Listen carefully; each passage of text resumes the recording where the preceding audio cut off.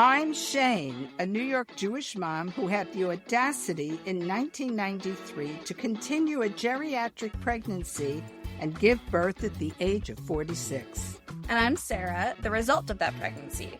32 years later, I'm currently a practicing therapist. Though Shain is often thought to be my grandmother, she's still my mom, and this is Listen to My Mother, a podcast where we answer your real-life questions with 2 points of view, one rooted in motherly instinct, and one rooted in clinical training. You'll get guidance, support, maybe a little tough love, but always from the heart. And if you'd like us to answer your question on air, head to the link in our show notes and send it our way. We want to hear any questions you have. And now it's time to Listen to My Mother. Hi, Mama. Hi, sweetheart. So this is our first submission in quite some time. We took like a long break from recording just because we weren't really feeling all that motivated or inspired. Maybe that's the right word. We weren't feeling all that inspired. But then we read Heartwood, and that was inspirational.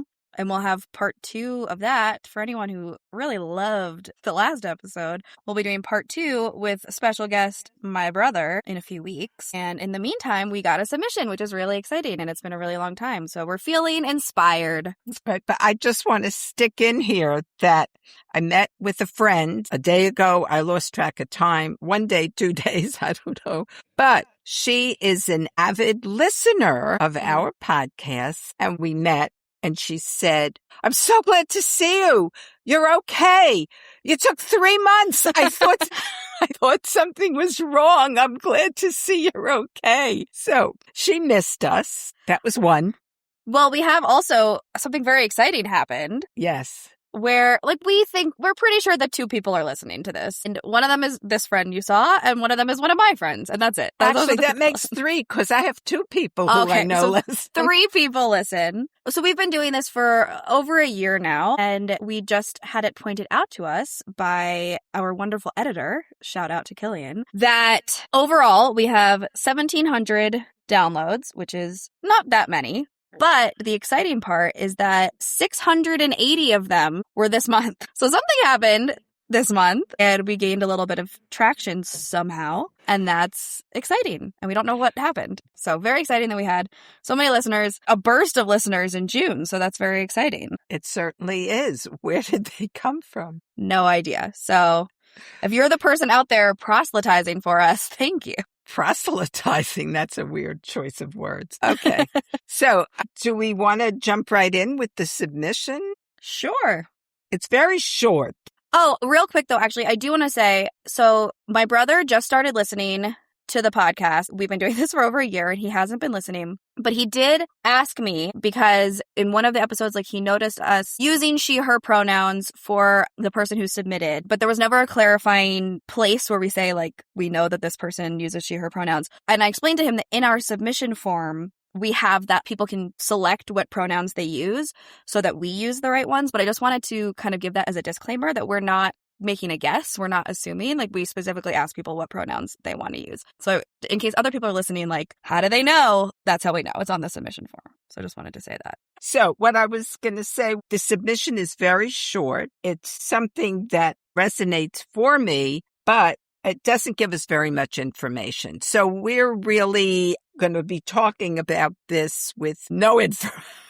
It's going to be very vague and a lot of hypotheses. And we're going to be doing, I think, a lot of projecting because there's not a ton of information. So we're going to have to sort of insert our own narratives into the gaps. So let's let people hear, the 680 people who may or may not be listening. This is our 16th episode, which I think is that we're lasting this long, actually, is amazing to me. But here we go. This is from Jane. And it is, how do you set boundaries with an aging mother who needs more emotional support than you have bandwidth to give? I have set a boundary and engaged in a discussion about resentments, but it wasn't really well received. More like tolerated. Sometimes I feel resentful, sometimes annoyed or frustrated. So starting out, we an aging mother. I don't know what that means in terms of age. There are old people, old elders, and there are young elders. There are people who appear to be old, regardless of the number attached to them. And there are people with a very large number who are so youthful. So it's hard to know exactly what she's, facing in terms of her mother. Is she just an old person? Is she sickly? Is she ill? Is she mobile? It's hard to know who she's trying to navigate in their old age. So what comes to me is my experience, both with my mother and my father. I'll just start with this because with what she ended with, sometimes I feel resentful, sometimes annoyed or frustrated. My mom died in 2008 and my dad lived another 5 years. He was a difficult man and he was left to me. I inherited him and I had to deal with him. He was much more difficult once my mother died because she took care of so much of his emotional whatever that we didn't really get to see it all that often. But now she was gone and I had to deal with him. My biggest regret regarding my father is that resentful, annoyed, frustrated, I felt it all the time. I was having such a hard time dealing with him. So go back to my biggest regret is that I didn't step back, let him be who he was, and not let it trigger me so much. I reacted badly. Looking back on it, I wasn't in that place then, but I could have been kinder to the fact that whatever he was feeling and going through was something I really did not know because I hadn't experienced it. I didn't try to step into his shoes. I didn't try to understand just how lonely and vulnerable and frightened he was on his own. He had a caretaker, but that's not the same as family. He lashed out at me. I lashed back.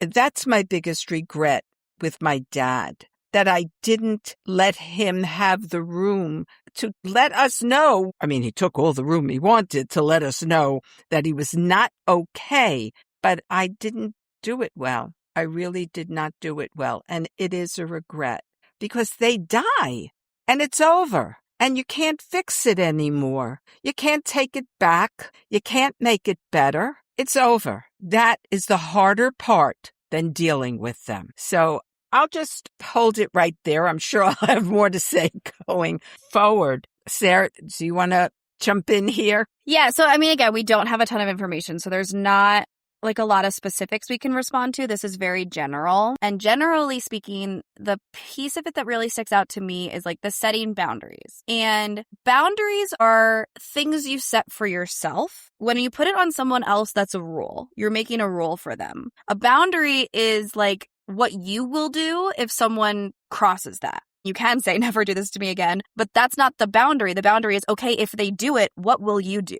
And so I want to know more kind of what does it mean that you set boundaries? Are you asking your mother not to do certain things? Or are you saying like, if this is how this continues, I will not be able to engage with you like this anymore? And I want to know more about what that means to be setting those boundaries. And I'm thinking like in ways that I've set boundaries with my aging mother.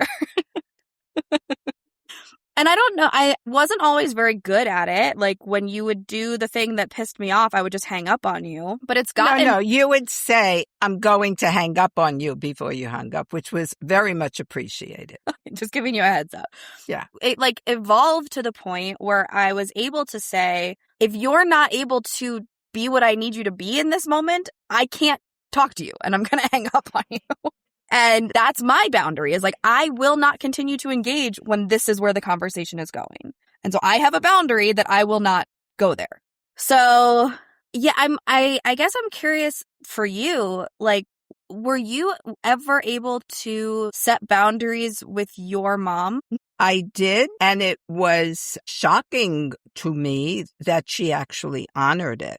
because my mother was very invasive in her children's lives. And I think I've spoken about it on previous podcasts, but it goes back to when I was 40 years old. I'm now 79. So this is, 39 years ago. My mother, if I was 40, she was 70. And she was very intrusive, very judgmental, very much somebody I had a very hard time relating to. And she was just made me feel not okay a lot of the time. And at 40, I reacted. We had a very big fight. And I told her at that point, I'm not going to go into details, but if we cannot reconcile this, then I cannot have you in my life, which was mind-boggling to me as well as to my brother and my sister and to her that I could even go there. Basically, I asked her for a divorce. And because we could not reconcile our differences, irreconcilable differences. And I was absolutely strong about it. I said, this is it. She heard it. She heard it finally because I was very strong in it. And it was, this is what I need for my well-being. I need you to back off and go away. And of course, a couple of weeks went by and we came back together and it was okay. But when she started to do her thing, all it required at that point for me was a look, and she backed off because she knew this was a place that my boundary was set. I was not going to play with her with these. I'm not going to accept it. So I don't know if that's an example that makes sense in this. Well, I'm curious because the other half of what Jane said was that it was not well received. So kind of like, okay, now what do you do? Well, she said tolerate it. And I also want to know about more what that means. Was it just kind of like, okay, I get it. I'm not happy about it, but I get it. Is that what tolerated means? Or is tolerated more like, sure, honey. I want to know more what tolerated means. And I want to talk more about kind of what it's like to have that conversation, that ask, be disrespected in that way. Has there been a time where you had, in the past, tried to set a boundary with your mom and it was not respected, or with your dad, or with anyone? I don't know that I actually did until that explosion. It was hard to navigate my mother because she was so strong. The idea of even pushing against her was anathema. That time that I finally did was the most amazing moment because it just would not have happened before and was not necessary later. It was an amazing experience. Was it the right thing, the wrong thing? I don't know. But it seemed to help us. What about with Dad? I couldn't find a way to back him off without getting almost violent, but he was a different person. He was somebody who I never understood.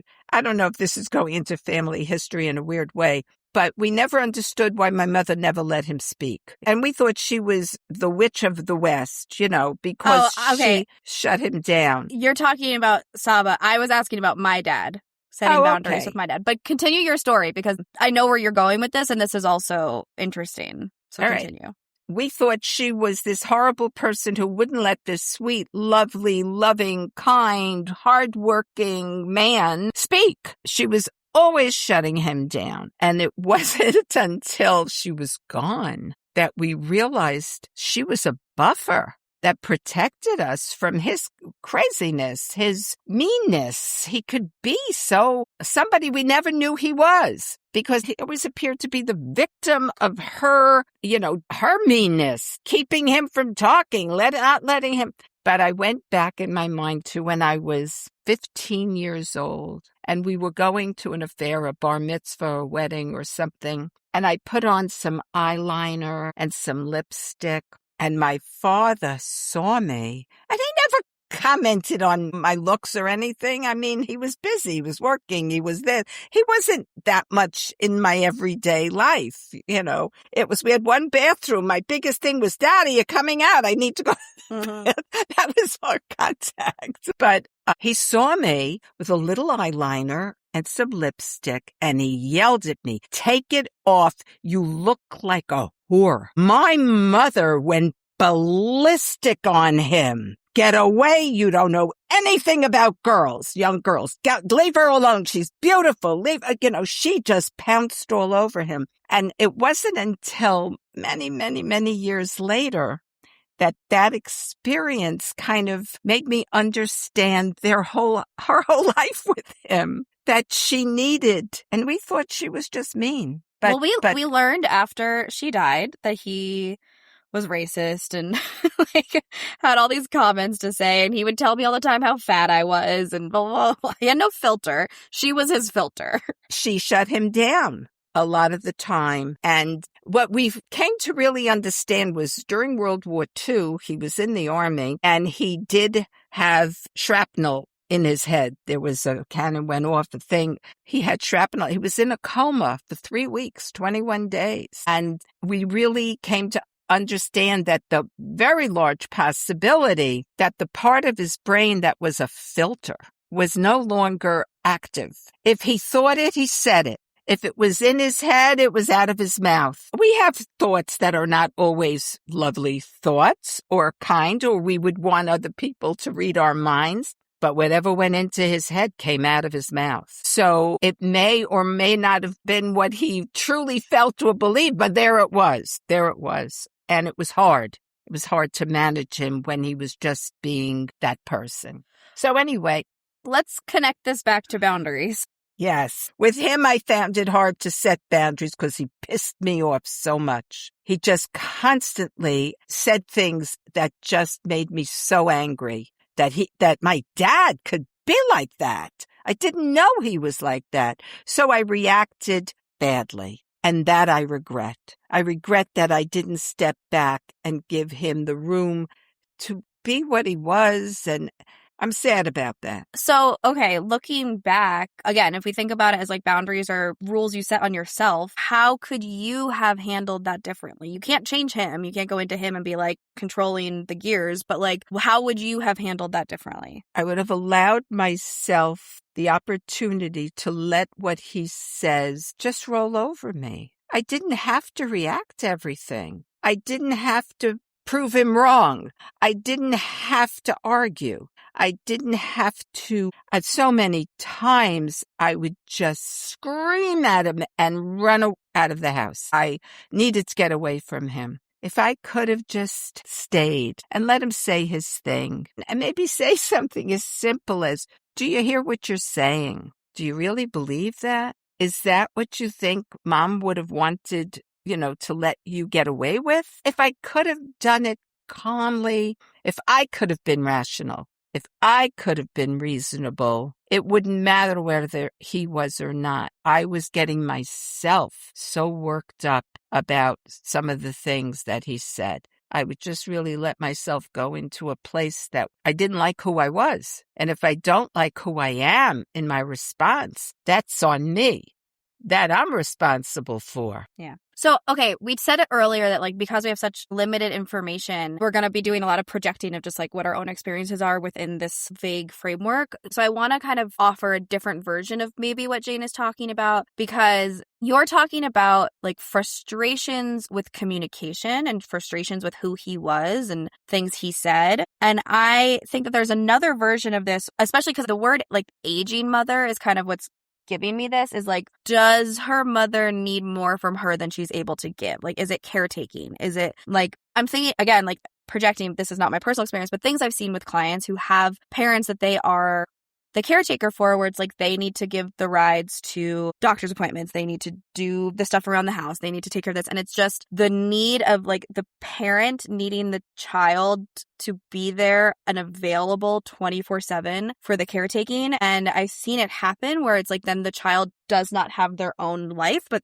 they're their own adult with their own children that they need to take care of. Again, projecting, guessing, because we don't have much to latch onto, but like maybe there's a situation where it's like, I need 3 days a week where I'm not with you.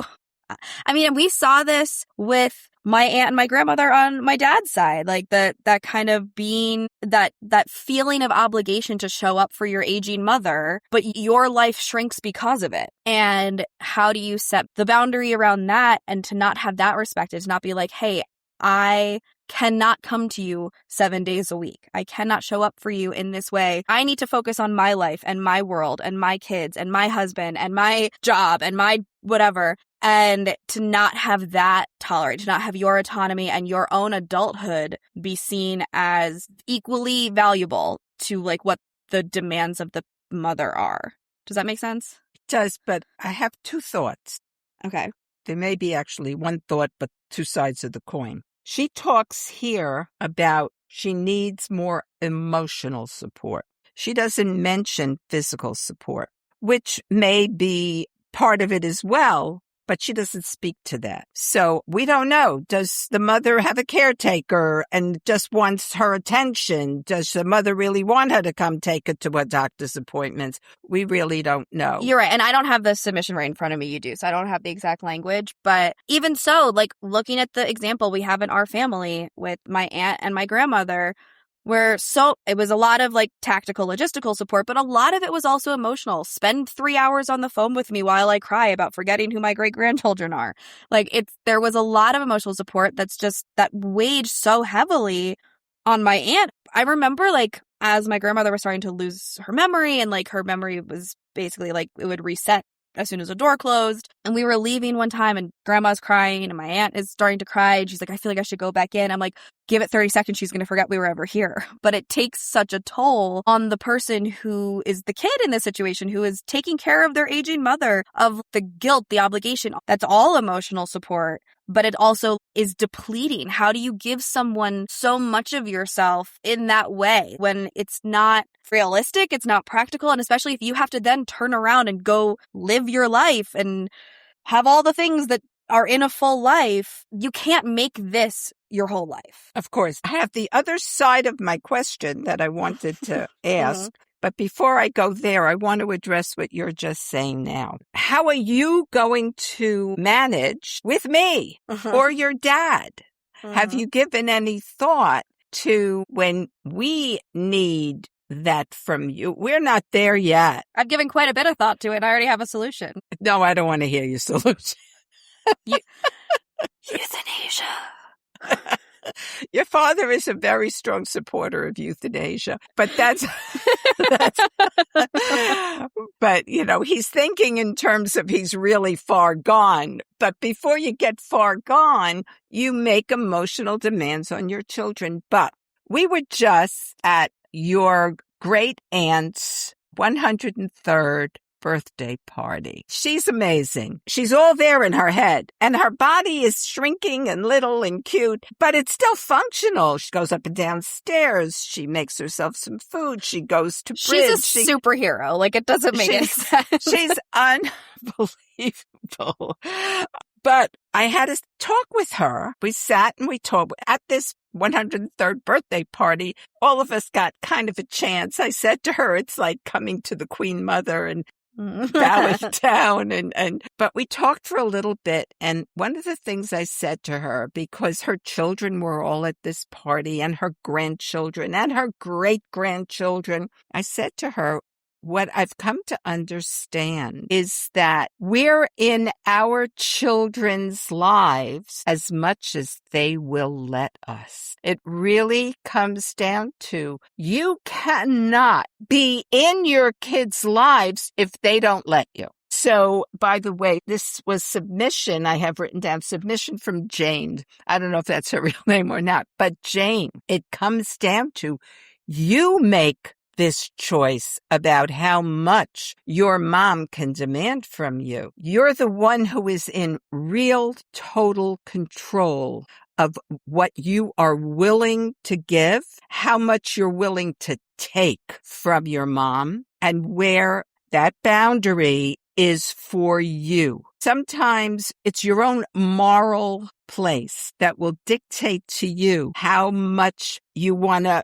make that boundary flexible or strict. But it really is up to you completely. How your mother tolerates or doesn't tolerate what you're telling her you need is not on you. You still have to know what it is you can and cannot do. If you can do more of what she's asking, You may choose to do it. If you can't, you can't, and you don't. And this is not, I hate to put it this way, but this is not a situation that is going to go on forever. There is an end date to this. And that day, you're going to look back on who you were, not who she was, but who you were in dealing with her.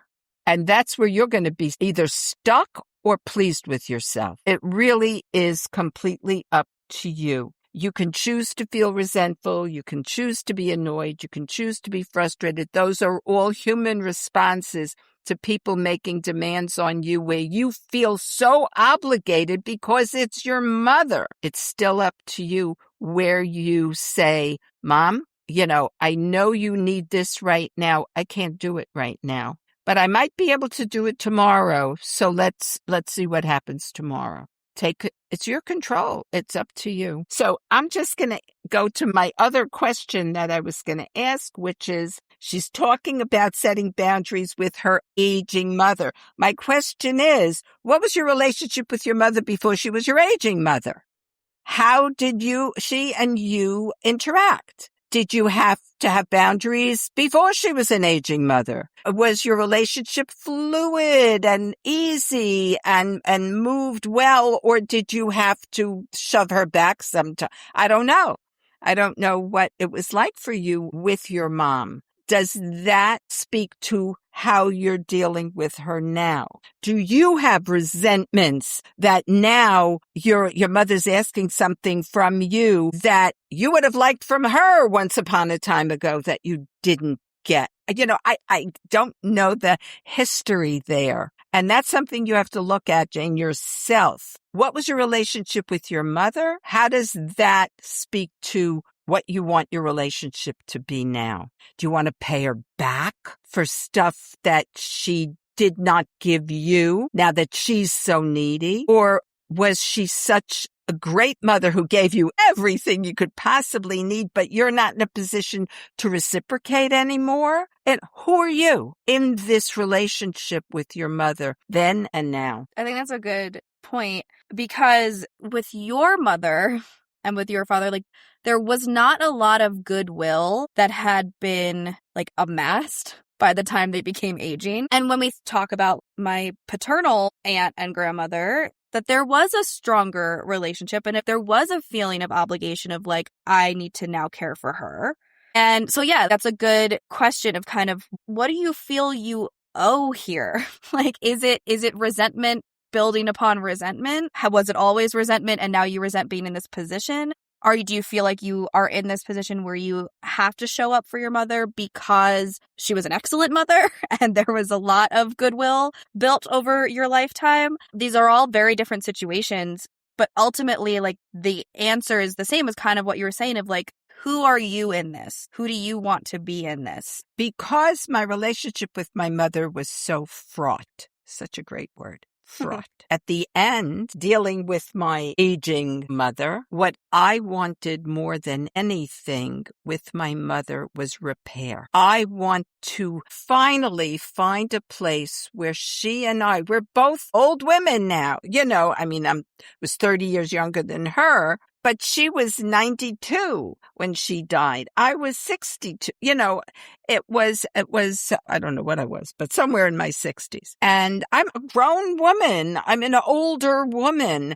I want to have a relationship with this woman who is my mother. And so I was really kind to her. I worked at having something closer. Unfortunately, my dad was there and he came between us. And I don't mean between us by separating us, by being so needy that he wouldn't leave me time to be with my mother. He kept pulling my attention to him. He was the one who I need to go to the doctor today, tomorrow, next week. Every appointment, you take me to. Sure, I'll take you. Of course, I'll take you. That's my job right now with parents who need a lot of physical care. But it didn't leave room for me to do what I wanted to do with my mother before she died. And it didn't happen. So I might have gone into my thing with my father already resenting how much time he took from me that pulled me away from resolving what I needed to do with my mother. So you were already pissed at him by the time you were just left with him. Yes.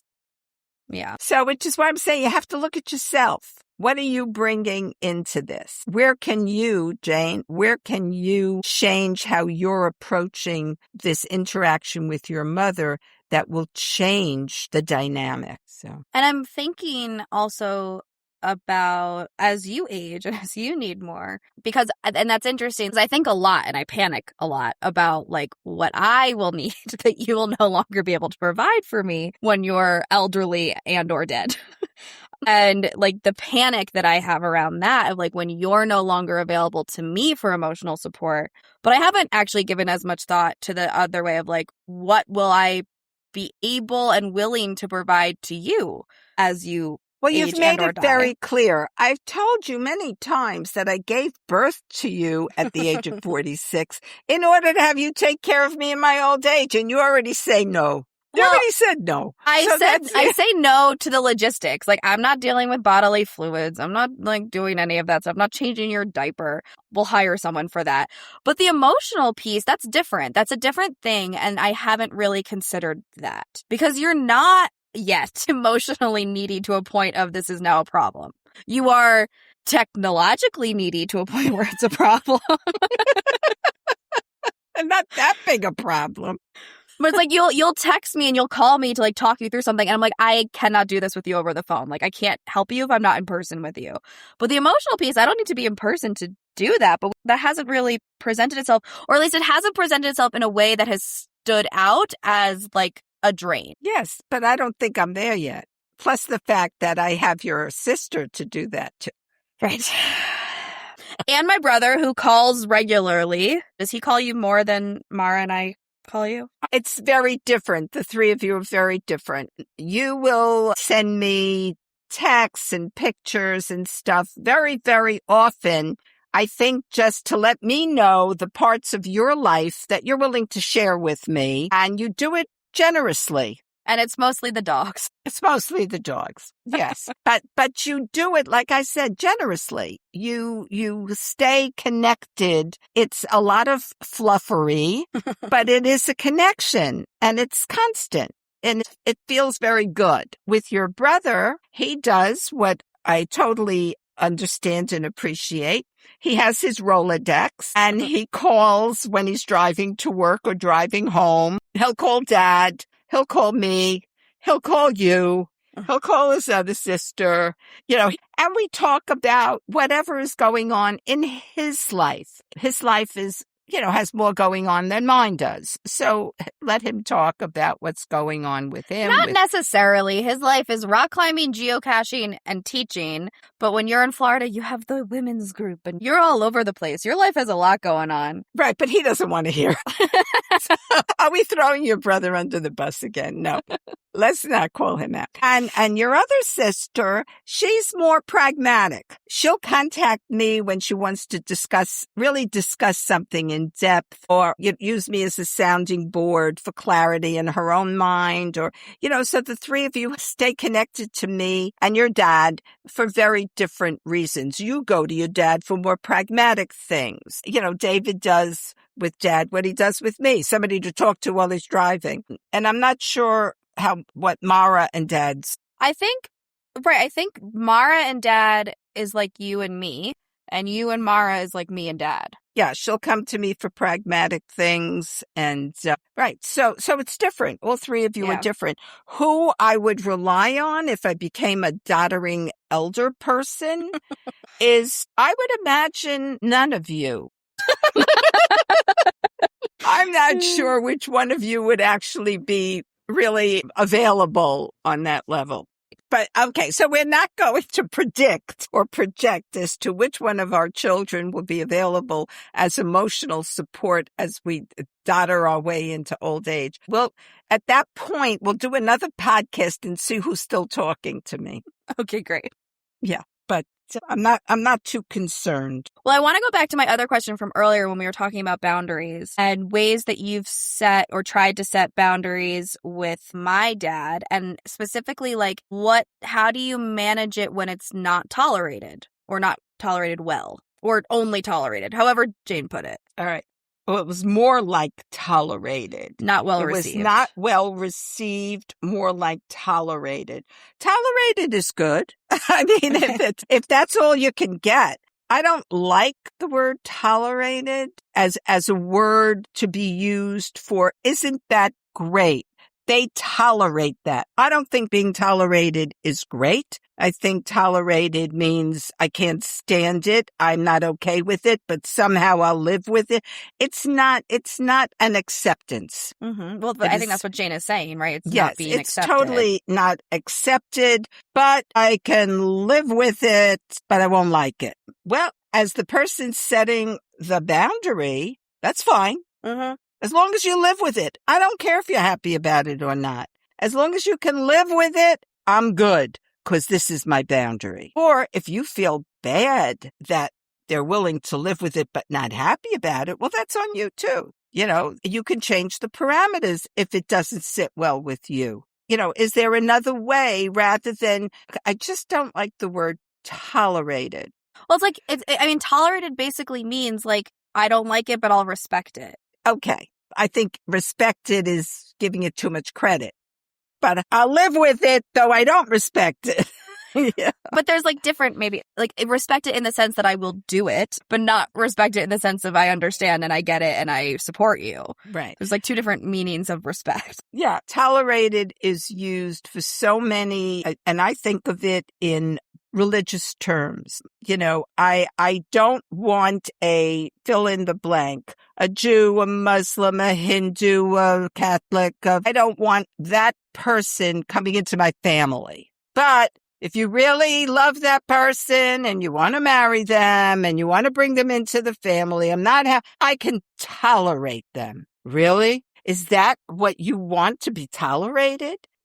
I don't want to. But I guess but this is going back to what you were saying of like, if you're the one who sets the boundary and they're like, I'll tolerate that boundary. It's like, okay, you don't have to, like, you can tolerate who I married and be peaceful at holidays, like, deal. And it kind of goes back to that thing where it's like, what people think about me doesn't affect me. Right. And it's like, if you can sit there silently stewing because there's a Jew at your table, but that's a you problem. But in the situation where I came across it personally, what I was told was, they're so nice. They're willing to tolerate that I'm Jewish. Really?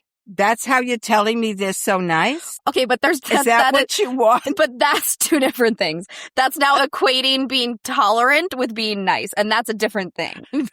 That's a different thing. It's like, I think you're kind of an asshole, but yes, sit there and tolerate my marriage, and you make yourself so uncomfortable and be so upset, and we're going to be in love and happy. The part where I have the problem with it is where I'm being told they're so nice, they're willing to tolerate me. Right, but that's a different problem than tolerating. Like, those are two different things. I know, but that's where the word resonates for me. Mm-hmm.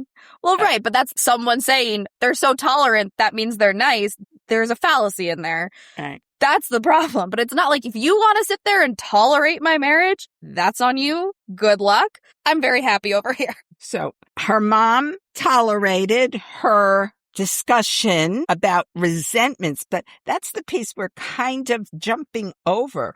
I have set a boundary, great, and engaged in a discussion about resentments, but it wasn't really well received. So that's a big thing. Discussion about resentments. So when you sit there, Sarah, let's have a discussion about resentments. I resent you for A, B, C, D, E. Do not forget F. Have we had a good discussion? Are you able to receive it well? Well, it depends on what the discussion about resentments is. Like, is it like, these are all the reasons I've been pissed at you my whole life deal? Like, that sucks, and that's not going to be well received. Right. So we don't know what that discussion entailed. I feel almost like she's saying, I tried to explain my boundaries and present my resentments, and it wasn't well received. Well, really? Right, because I think having a conversation about resentments is very delicate, but I'm thinking about this in terms of like framing it less as like resentment and more as harm that was caused, and like thinking about our episode 4 and like, this was something that harmed me.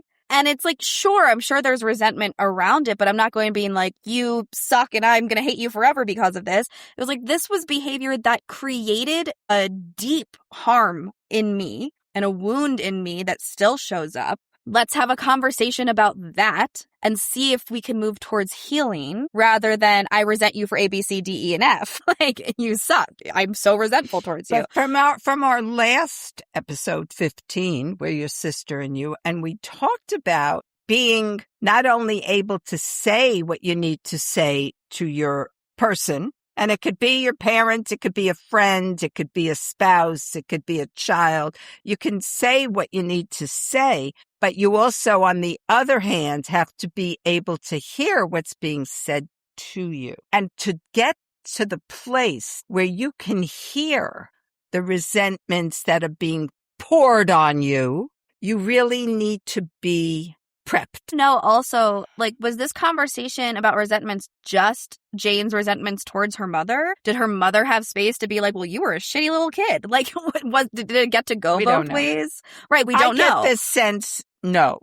I get the sense, these are my boundaries and this is why I have to set them. I get the sense from this, it was a discussion about resentments, but it wasn't really well received. It's very hard. And we talked about that defensiveness when, that's a natural reaction to having somebody tell you you're a crummy mom. You did this, that, and the other thing. It's a natural reaction to a version of you that doesn't align with how you see yourself being presented to you.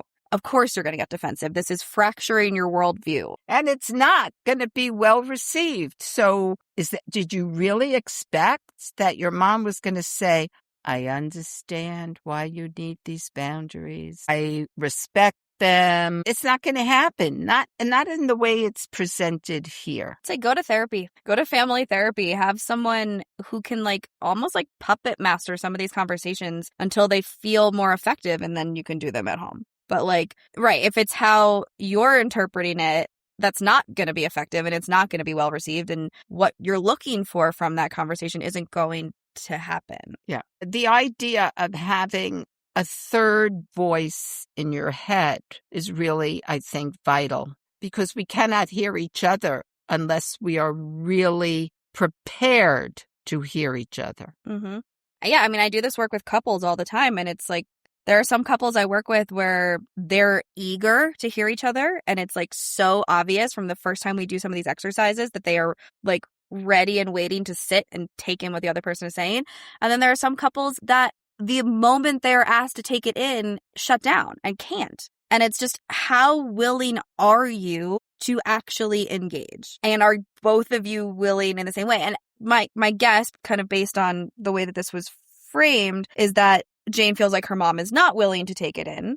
And so I would almost kind of back off from the conversation itself and just kind of talk about it more abstractly of are you willing to have a conversation with me about this? I want to hear you. I want to hear what these things were like for you. And I want you to be able to understand what they were like for me. Will you do that with me? Prep it, prime it. It would have to be in order to be open to having any kind of discussion. As soon as somebody says, I really need to talk to you, the defense, you don't even know what they want to talk about. And it's already. Dad will text me, please call me, period. And I'm like, who died? Why am I in trouble? What did I do? I don't, it's immediately alarm bells are going off. And because it is, it's if you're just we have to talk, that's terrifying. So starting it with, someday I would really like to have this type of conversation with you. Is that something you'd be open to doing with me? Are you talking to me? No, that was a suggestion for Jane. But were you if your dad hadn't been such a demand on your time and energy, how would you have approached your mother for those repair conversations? I have no idea. Really, I would have to think about that. First of all, I would need to have time with her. We would have to become physically comfortable with each other to start off. We would have to get away from my father, which was very hard.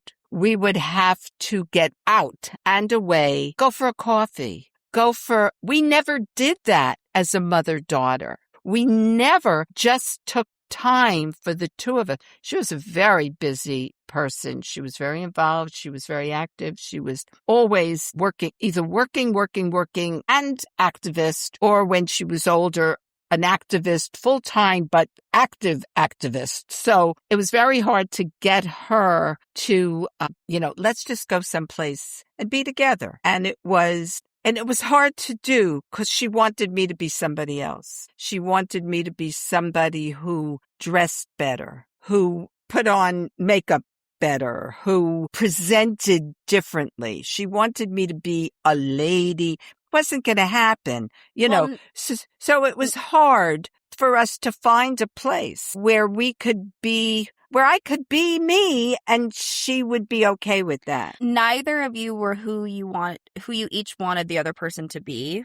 And that would have been the place to start of like, can you just accept me for who I am? Can you accept me for not being a lady who wants to go to Bloomingdale's? Like, can you accept her for not being that emotionally available mother, not being able to dote on you in that way or give you that attention or be kinder? Like, that's just not who she was. It would have been, if I look back on it, it would have been an impossible conversation. But that was us. Had we had the time, maybe we could have.